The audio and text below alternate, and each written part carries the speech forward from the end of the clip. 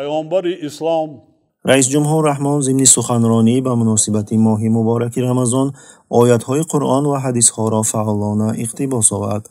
از جمله او آیات‌ها و حدیث‌های مربوط به خیریه و کمک به نیازمندان را اقتباس آورد.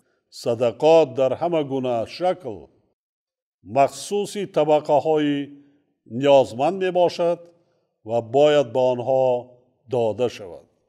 در سوره توبه قرآن مجید نیز آمده است جز این نیست که صدقه ها برای فقیران و بینوایان و آنان که دلهایشان الفت داده می شود و برای وامداران و برای مسافران است و آن حکمی ثابت شده از نزد خدا است و خدا دانای درستکار است. سپس او سخنان پیامبر محمد صلی الله علیه و سلم را اقتباس آورد. رسول خدا در ادامه خطبه می فرماید به نیازمندان صدقه دهید. در جواب بعضی از اصحاب پیامبر پرسیدند همه ما قادر به دادن صدقه نیستیم.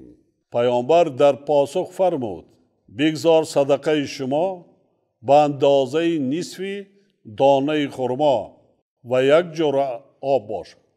مشاهدان قید میکنند که رحمان محض همان متنهای مقدس اسلامی را اقتباس آورده است که به مردم برای نجات یافتن از بحران اقتصادی در پیش ایستاده کمک میکند و رژیم باشد پس از بحران اقتصادی بحران سیاسی را انتظار خواهد شد.